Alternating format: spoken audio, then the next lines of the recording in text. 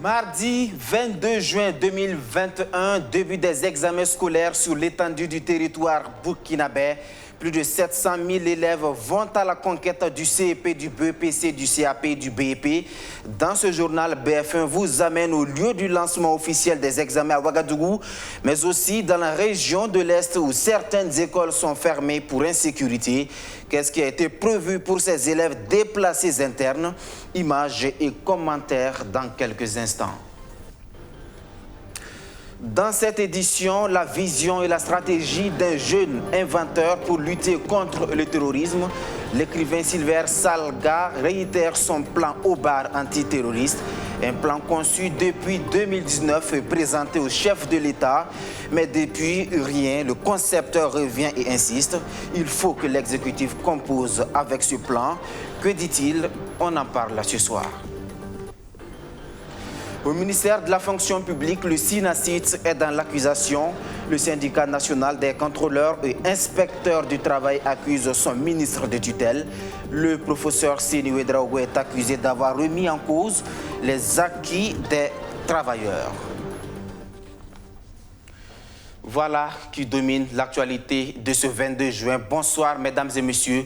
Merci de nous suivre. Un invité dans ce 19h30, Dr Moïse Convolbo, le concepteur de la plateforme e-concours, sera avec nous dans quelques instants. Oui, l'heure de la vérité a sonné, l'heure d'évaluer les 9 mois de connaissances apprises aux élèves du CM2 et de la 3e, ainsi que les niveaux équivalents.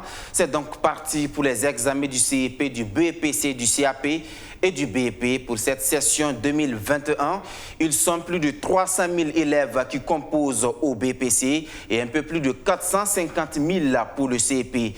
Le lancement officiel de ces examens est intervenu au groupe scolaire Saint-Viateur à Ouagadougou et c'est le ministre de l'Éducation nationale qui a donné le là ce matin, Benjamin Kwame.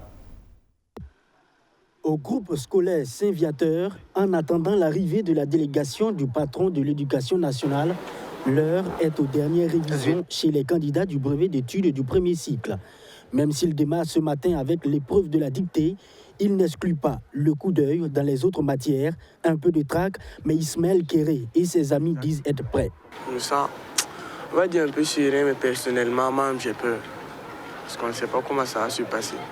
C'est pas quel genre de sujet on va se confronter, donc c'est un peu bizarre.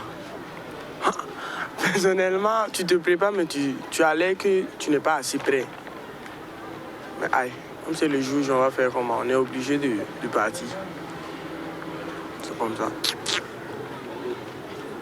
Ce qui est fait est fait. Oui, je suis prêt. Après vérification des identités, les candidats prennent place dans les différentes classes et c'est le lieu de rappeler aux impétrants les mesures liées au cas de fraude. Sont considérés comme fraude au cours d'une épreuve, l'usurpation ou la falsification d'identité. Tu n'as pas besoin vraiment de regarder sur le voisin. Si tu regardes sur le voisin, c'est que tu es un fraudeur. Et malheureusement, si on vous prend, c'est la police qui va gérer le reste. Et pendant ce temps, on procède aussi aux vérifications des identités des candidats au certificat d'études primaires. Ce 22 juin, il débute par la rédaction. Je viens ici au Saint-Viateur pour faire l'examen du CEP. On va commencer par la rédaction. Je suis prêt pour commencer l'épreuve de rédaction. Je n'ai pas de stress et je n'ai pas aussi peur. Je suis venue pour chercher le CEP et entrer en 6e. Je suis prête pour commencer la dictée. Pour la session 2021, il y a au total 301 357 élèves inscrits pour le brevet d'études du premier cycle au Burkina Faso. Pour le certificat d'études primaires, on dénombre 450 502 élèves inscrits. Le ministre de l'Éducation nationale et sa délégation, avant de procéder à l'ouverture des sujets, officiellement est passé dans quelques salles de composition pour encourager et rassurer les différents candidats. L'épreuve de rédaction donc, tourne autour du civisme dans nos établissements, en ce sens qu'on demande aux élèves de raconter donc, la montée du drapeau dans leur école. Alors pour l'examen du BPC, la dictée, le titre de la dictée, c'est la post-coloniale. Et donc c'est une, on va dire, c'est une dictée. Donc c'est un texte qui est issu donc d'un ouvrage d'un auteur burkinabé. Je veux parler de Baba Hama. Stanislas Ouaro estime que tout a été mis en œuvre pour que ces examens se déroulent dans de bonnes conditions. Les programmes ont été achevés également. Les candidats devraient donc aborder les sujets sans souci. Mais ces dernières pluies empêchent certains candidats à rejoindre leur centre d'examen. Déjà, on me signalait qu'au niveau de la région des Hauts-Bassins, donc, il y a une localité où il pleut toujours et les élèves donc, du centre secondaire, qui sont un peu autour de 140 élèves, ont du mal à pouvoir traverser. Mais ça, c'est des questions qu'on va régler. Donc, pour ne prendre aucun risque, donc, ils vont attendre lorsqu'il y aura une décrue. Ils iront poursuivre la composition et on va leur envoyer à la fin des différentes compositions, donc des épreuves de remplacement. Il faut savoir également que ce 22 juin démarrent également les épreuves écrites du certificat d'aptitude professionnelle et du brevet d'études professionnelles. De ces deux examens ajoutés au BEPC et au CEP, c'est au total 769 629 candidats qui sont repartis sur l'ensemble du pays avec une enveloppe financière d'un peu plus de 18 milliards 800 millions de francs CFA. Et en lien avec ces examens, notamment celui du BEPC, sachez que la situation est un peu particulière cette année avec une baisse au niveau du nombre des candidats. Les inscrits sont au nombre de 301 357 contre 317 456 candidats, soit une différence de plus de 16 000 candidats en moyenne, représentant donc plus de 5% des effectifs. Et pour comprendre en partie cette situation de baisse des effectifs, direction région de l'Est où l'insécurité a fait son effet sur l'année scolaire. Les attaques terroristes sont à la base de la fermeture de plusieurs écoles. Dans ce contexte, que deviennent les élèves en classe d'examen de ces écoles? Eh bien, les acteurs tentent une résilience. Certaines écoles qui devraient être des centres de composition ont été délocalisées dans la ville de Fadangourma où la situation sécuritaire est encore sous contrôle. Comme dans le reste des régions à l'Est, le lancement officiel du BEPC est intervenu ce matin. Le récit de Benjamin Kwame. Lycée Diaba-Lompo de Fadangourma, l'un des 51 centres secondaires que dispose la région pour la session 2021 du brevet d'études du premier cycle. Ici, 76 candidats déplacés internes composent pour le BEPC un examen de fin d'année qui se tient dans un contexte de recrudescence d'attaques terroristes dans la zone. L'insécurité qui a occasionné la fermeture de plusieurs écoles.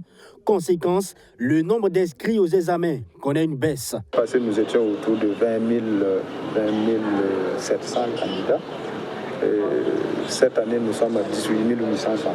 Ça veut dire qu'il y a une baisse dans l'ordre de 14%. Et je crois que cela peut s'expliquer en partie par les établissements fermés. Les candidats, les élèves dont les établissements fermés ne sont pas en mesure d'aller poursuivre ailleurs.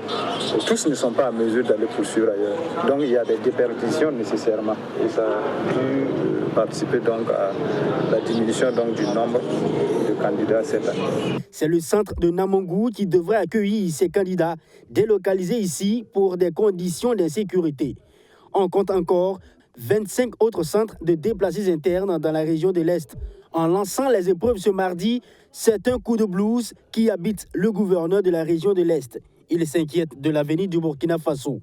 Aujourd'hui, c'est encore la preuve que les djihadistes ou les terroristes sont en train de saper notre devenir. Si les enfants sont obligés d'être déplacés pour faire que le BEPC, c'est dire que notre devenir est compromis sérieusement. En lançant les épreuves du BEPC dans la localité déplacée de Namou, c'est un appel à toutes les populations du Burkina Faso, pour que nous nous rendions compte que dans la réalité, on est en train de saper notre devenir. À tous ces déplacés internes qui composent au BEPC, le ministre de l'Éducation a eu une pensée à leur endroit. Malgré ces conditions sécuritaires et climatiques difficiles, ils bravent toutes ces menaces. Stanislas Ouaro salue leur engagement pour s'être montré résilient pour l'école burkinabé. Dans la région du Centre-Nord également, la situation sécuritaire est préoccupante. Elle est même doublée à la maladie à coronavirus, mais les acteurs de l'éducation et du développement restent debout pour maintenir la flamme de l'excellence scolaire. Sous l'impulsion de l'Association pour la promotion et l'intégration de la jeunesse du Centre-Nord, c'est un concours de dessin qui a été organisé. Vous allez le voir, plus de 2000 élèves y ont pris part. Regardez. Quand des acteurs de l'éducation et du développement refusent que la COVID-19 et l'insécurité ne soient une fatalité dans leur région, cela donne une compétition où plus de 2000 élèves expriment leur génie créatif en dessin. C'est le jeu concours dessin organisé par l'Association pour la promotion et l'intégration de la jeunesse du Centre-Nord. Je dis que cette cérémonie rentre dans le cadre de plusieurs actions que nous avons engagées dans le cadre du projet Soutenir l'accès des filles et des garçons à une éducation de qualité et inclusive dans la région du Centre-Nord. Et cette activité qui rentre parmi tant d'autres activités dans le cadre de ce projet-là. Il faut noter que ce projet est soutenu par Plan International avec son partenaire Education Cannot Wait qui répond à la crise sécuritaire dans la région.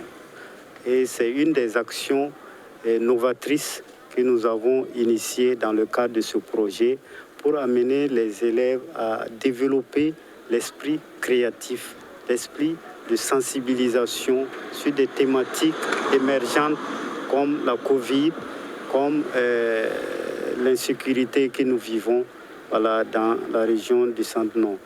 À l'issue de la compétition qui a opposé des élèves de 25 écoles, le Grand Prix est revenu à l'élève Jacob Ouedraogo du lycée privé Bambala Nouveau de Kaya.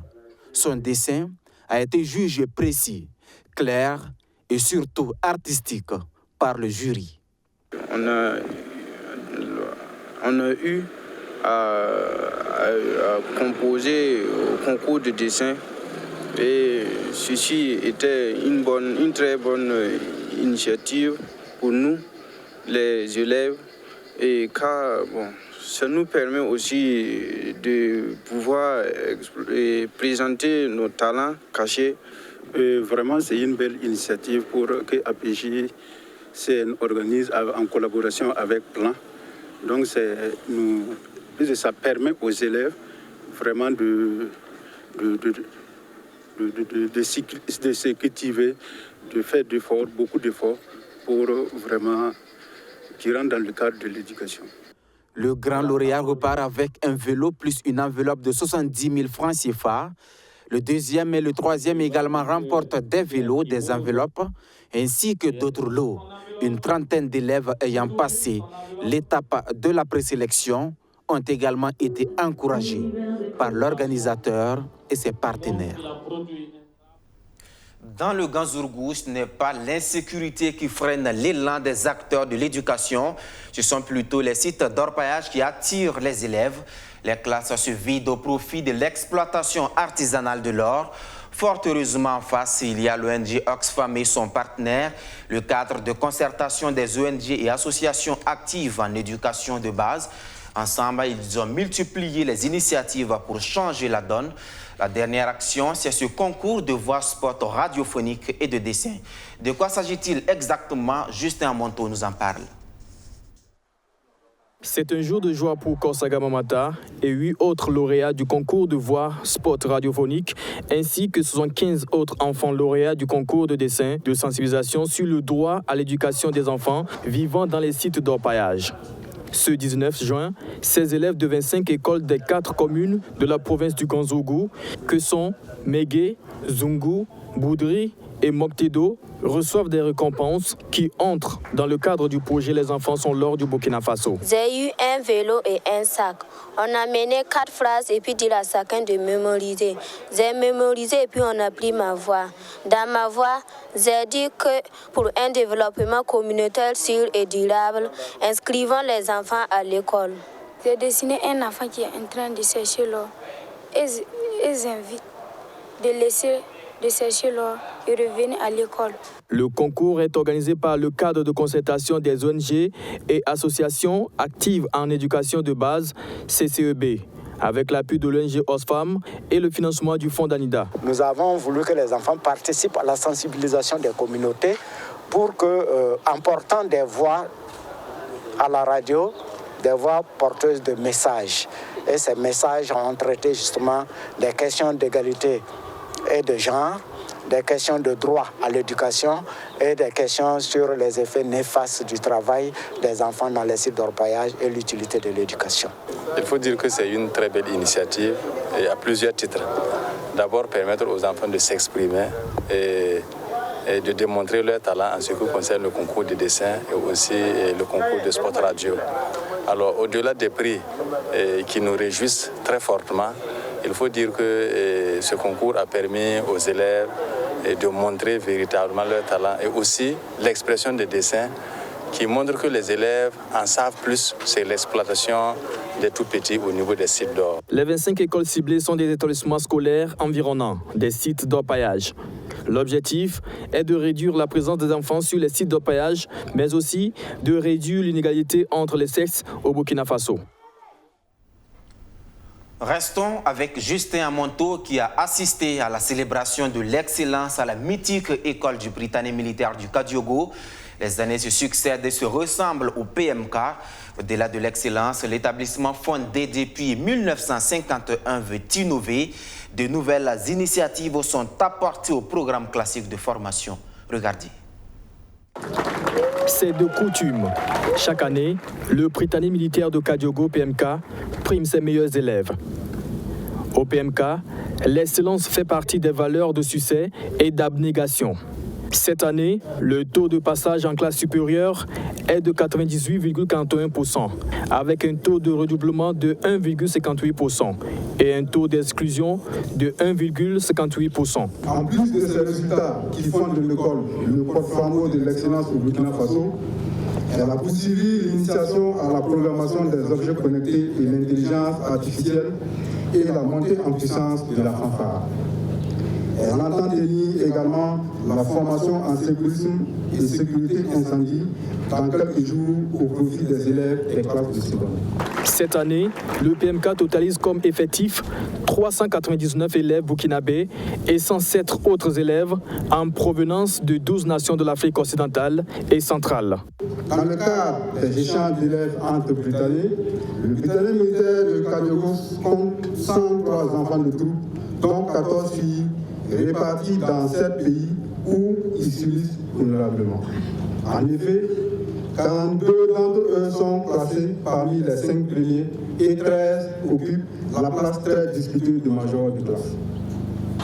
Bien entendu, tous ces excellents résultats n'auraient été possibles sans l'abnégation, le dévouement et le professionnalisme des hommes et femmes qui ont la lourde charge d'éduquer ces jeunes gens. Un projet Continuum est initié pour accompagner ces élèves après le baccalauréat.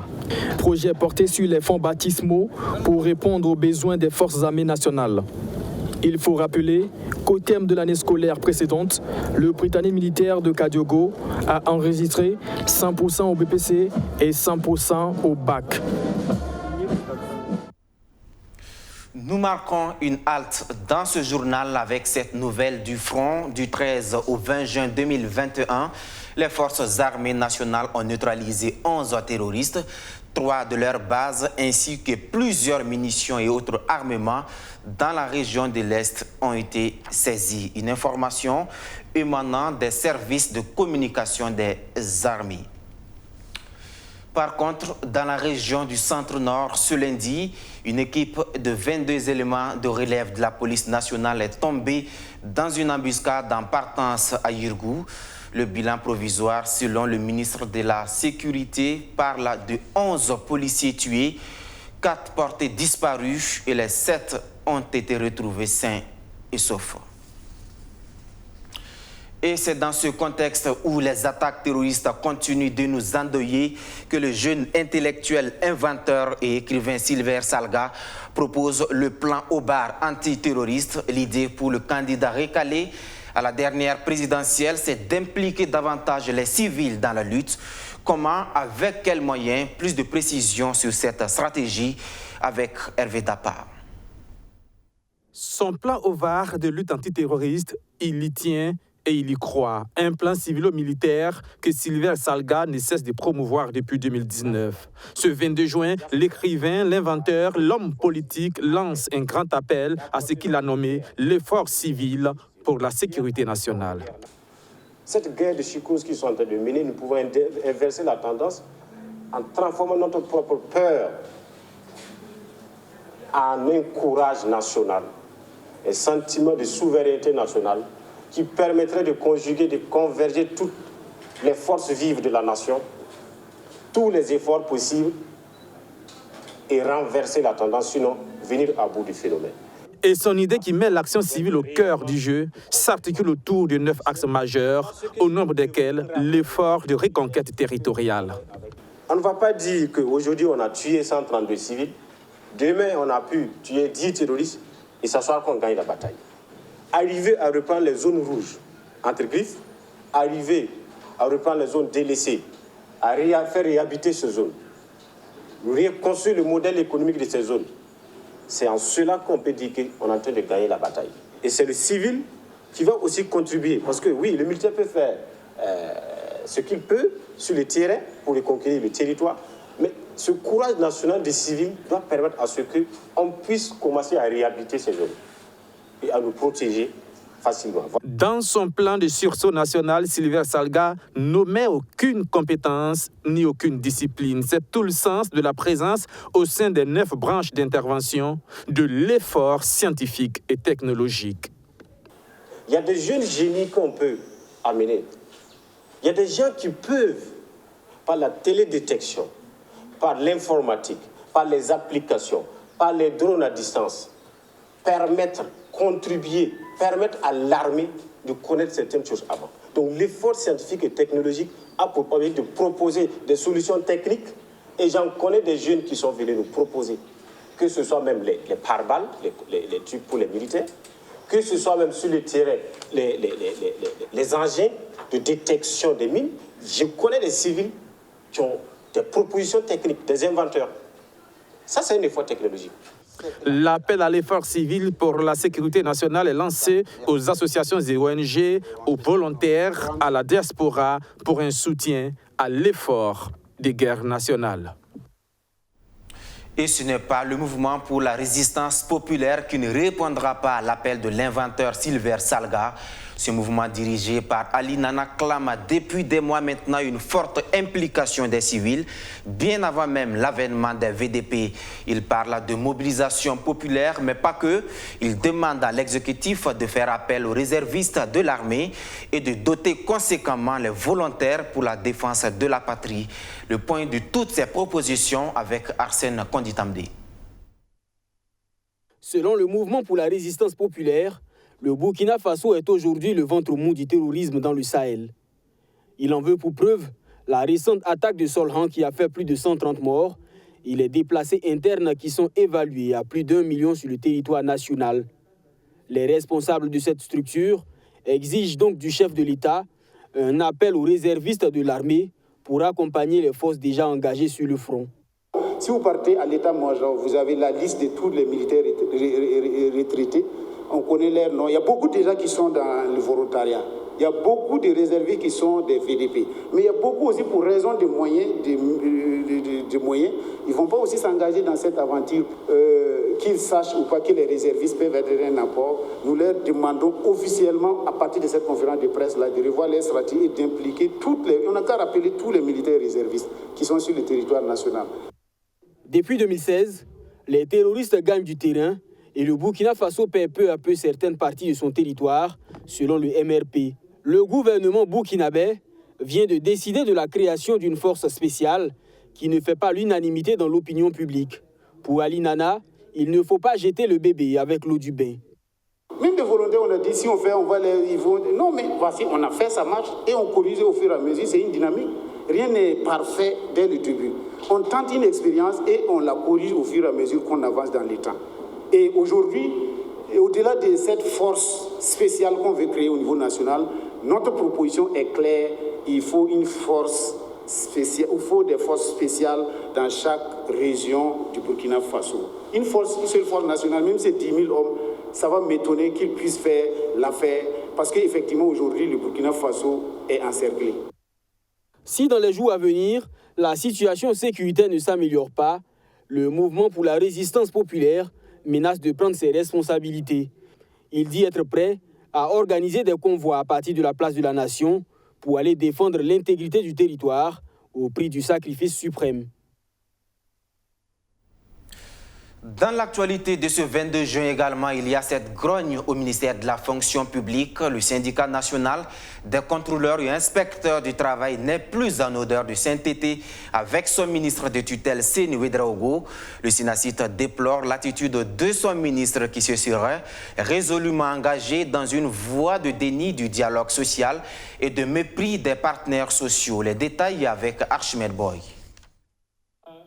L'atmosphère n'est pas reluisante au sein du ministère en charge de la fonction publique. C'est ainsi que le SYNACIT, syndicat national des contrôleurs et inspecteurs du travail, dépeint la situation qui prévaut dans le département de Seni Ouedraogo. En conférence de presse ce mardi, Yacouba Bologo et ses camarades sont remontés contre leur ministre de tutelle. Ils dénoncent la gestion de Seni Ouedraogo qu'ils qualifient de chaotique avec à la clé un déni du dialogue social. Ce déni du dialogue social au sein du ministère chargé de promouvoir le dialogue social se ressent au niveau national par le cafouillage dans la tenue de la rencontre gouvernement syndical, organisation syndicale des travailleurs. Et ce n'est pas l'existence du Haut Conseil du dialogue social qui pourrait dédouaner le ministre Seni Ouedraogo. Est-ce que c'est l'existence du Haut Conseil du dialogue social qui fait qu'au sein du ministère, aucun acte n'est posé pour promouvoir le dialogue social, pour mener le dialogue social? Je ne crois pas. Franchement, je ne crois pas.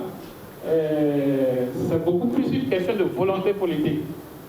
Est-ce qu'on est prêt à dialoguer? Le SYNACIT dénonce également une remise en cause des acquis des libertés syndicales dans la maison fonction publique.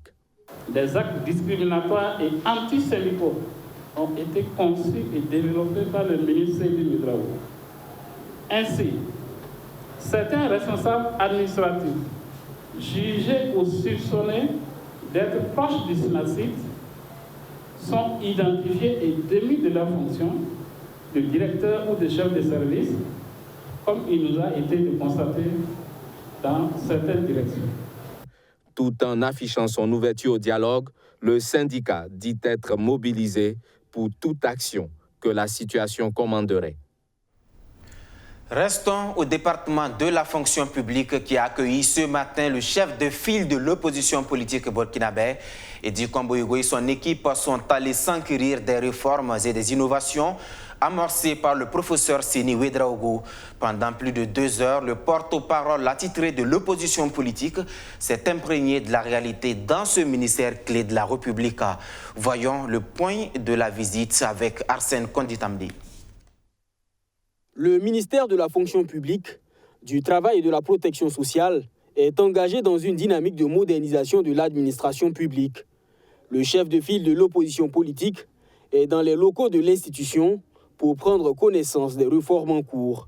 Facilitation des actes de retraite par la plateforme Prisca et gestion efficace de l'espace de travail grâce au bureau en mode open space, Edi Komboigo a pu se rendre compte de l'ampleur de la mission.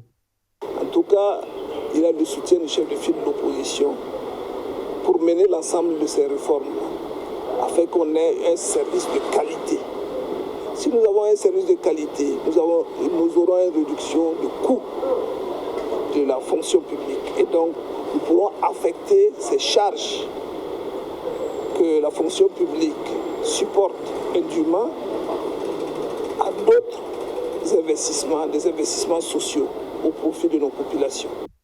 Edi Komboigo rappelle au ministre de la fonction publique la nécessité de maintenir constamment le dialogue avec le monde syndical. Il invite Seni Ouedraogo à plaider auprès du gouvernement pour le respect des décisions de justice qui ne lui sont pas favorables. fonction publique peut avoir trouvé des solutions, même des solutions judiciaires, mais si le gouvernement commet des délits de justice, ne veut pas appliquer des décisions de justice, ce n'est pas de la faute du ministre de la fonction publique. Ce que nous avons demandé au ministre de la fonction publique, c'est d'avoir une oreille attentive vis-à-vis des syndicats. Des réformes créent des grincements, mais il faut se donner le temps d'expliquer et expliquer encore. Il y a l'émergence de ce que les politiques ont pu mener aux Pays-Bas dans les années 70, ce qu'on appelle communément la démocratie consociative, c'est-à-dire que la capacité pour les acteurs politiques, toutes tendances confondues, de transcender les divergences de politique qu'ils peuvent avoir, mais de se dire la construction, c'est un travail collectif commun. Et donc, le gouvernement aussi doit être capable de s'ouvrir à l'opposition. Pour mener à bien cette mission confiée à son département, le professeur Seni Ouedraogo a dû faire appel à des Burkinabés de la diaspora qui apportent leur expertise. Après le chef de file de l'opposition politique, l'APMP, l'Alliance des partis de la majorité présidentielle, devrait être invitée à faire ce même exercice. Et pour approfondir ces réformes et innovations au ministère de la fonction publique, je reçois un invité. Il est inventeur de brevets transformation digitale e-concours. Docteur Moïse Kongolbo, bonsoir. Bonsoir, M. Traoré. Vous êtes donc le concepteur de la plateforme e-concours. Je suis l'un des concepteurs. Voilà. D'accord. Alors, dites-nous concrètement, qu'est-ce que cette plateforme change dans la vie des Burkinabés, notamment dans la vie des candidats qui postulent à la fonction publique? On peut résumer cela à deux choses. D'abord, l'égalité des chances, mais aussi la simplification des procédures. Voilà, dans égalité des chances, vous allez savoir que maintenant, c'est vraiment transparent. Et chaque candidat qui vient composer, surtout pour les professionnels actuellement qui sont en composition, ils ont les résultats à l'immédiat et chacun peut voir son résultat avant même de quitter la salle. Donc ça, c'est une très grande transparence que vraiment l'administration veut montrer au niveau des administrés. Simplification des procédures parce que tout simplement, nous avons des systèmes qui existent déjà, qui ont les données des agents, par exemple au niveau des agents de la fonction publique. Nous avons déjà des plateformes qui ont les données. C'est inconcevable de demander encore aux fonctionnaires de fournir toutes les informations. Donc cette année, par exemple, les agents de la fonction publique qui devaient s'inscrire ont juste mis leur numéro matricule et leur nom de famille et toutes les données ont été récupérées dans les systèmes existants. Donc, ça fait un gain de temps. Alors, des avantages, mais à certains qui soupçonnent aussi des limites, certains soupçonnent des risques de manipulation des données. Oui, le risque est vraiment très minimisé. Jusque-là, nous n'avons pas enregistré de risque, en tout cas d'incident au niveau des données. Il faut se dire aussi que ceux qui ont la charge de la chose sont quand même très bien renseignés dans le domaine. Ce n'est pas seulement dans cette plateforme que beaucoup ont appris à protéger les données. Moi, personnellement, je suis à la charge des données clients de deux grandes entreprises qui enregistrent des tonnes de données par jour. Donc, ça veut dire que au niveau des données, il y a quand même une certaine sérénité. Voilà, que les données sont venues. Cependant, quand on ne communique pas beaucoup aussi, ça fait que beaucoup de gens posent des questions. Et c'est tout à fait légitime. Mais je pense que ceux qui ont en tout cas approché les agents de la fonction publique, qui ont pris le relais, ils ont pu avoir en tout cas des éléments de réponse. Et les réseaux sociaux aujourd'hui nous donnent raison quand on regarde en tout cas l'assentiment des candidats qui finissent de composer. Alors, Dr Kongolbo, au-delà du département de la fonction publique, d'une manière générale, comment vous appréciez le niveau et la qualité de la digitalisation de l'administration publique burkinabé? Il faut se dire qu'une transformation digitale est une chose très difficile. Plus de 86% des projets de transformation digitale échouent. Donc, ce qui veut dire que c'est vraiment quelque chose de très, très difficile à réaliser. Cependant, le Burkina Faso s'est engagé vraiment dans la transformation digitale. Il y a quand même des éléments de satisfaction qu'il faut noter. Il y a encore des efforts à faire, surtout par exemple dans l'interopérabilité des systèmes, parce qu'il ne suffit pas, la transformation digitale, ce n'est pas en fait une révéture de la technologie sur les manières de travailler. C'est carrément un changement de comportement d'abord, et ensuite une simplification des procédures, et enfin on utilise la technologie comme moyen pour accélérer. Je pense que si on ne part pas sur cette approche-là, voilà, nous allons avoir des difficultés. Alors, vous connaissez également très bien l'expérience d'ailleurs, notamment l'expérience japonaise. Est-ce qu'on peut en parler? Oui, évidemment, je suis au Japon depuis un bout de temps, ça vaut 4 ans maintenant. Avant, c'était en Chine et j'ai fait au total une dizaine d'années en Asie. Là-bas, les choses vont très rapidement, comme vous pouvez le remarquer. Voilà, c'est le tout digital. Et en Europe également. L'Afrique est en train d'emboîter le pas, c'est vrai. Et l'avantage, c'est que nous ne sommes pas obligés de repartir sur les mêmes éléments. Nous pouvons avoir des sauts, des bonds. Et je pense que si nous mettons en tout cas les ressources entre les mains des acteurs, si nous formons les acteurs qui doivent mener cette transformation digitale, il n'y a pas de raison que nous n'arrivons pas. Et je pense que je suis un peu optimiste, en tout cas, quant à la direction que nous prenons au niveau de la transformation digitale. Le tout digital a également des limites, des inconvénients. Oui, des inconvénients. D'abord, ce qui nous revient, c'est quoi? C'est perte d'emploi pour certaines personnes, ainsi de suite. Au Japon, c'est une réalité. Pas du tout, parce que quand vous regardez au niveau du Japon, les gens savent vraiment se transformer. Voilà, la transformation digitale, c'est quelque chose qui doit être réfléchi. Un cas simple, si vous prenez des agents qui sont payés à l'heure et vous venez, vous voulez apporter une transformation digitale et vous voulez réduire par exemple 5 heures de travail en 2, automatiquement il y a un blocage quelque part. Voilà. Alors qu'il y a des mécanismes qui permettent de transformer la motivation avant d'aller à la transformation digitale. Donc, il ne faut pas qu'on saute cette étape, sinon nous allons avoir vraiment de la résistance au changement parce que tout simplement les gens voient que voilà, il y a des avantages. Par contre, chez nous, par exemple, quand je parle de chez nous, là où je vis au Japon, on fait la transformation de la motivation pour permettre aux gens de comprendre qu'il est bien vrai que nous réduisons, nous allons très rapidement, mais en même temps, il y a un gain quelque part. Il faut montrer ce gain aux gens avant que les gens ne puissent vraiment s'embarquer. D'accord. Merci à Moïse Convolbo, un des concepteurs de la plateforme e-concours. Ça sera tout donc pour cet entretien. Fin de ce journal. Merci à tous de l'avoir suivi. À vous qui nous faites confiance depuis Barça Logo dans le centre nord. Soyez en remerciés. À demain pour d'autres actualités. Bonsoir.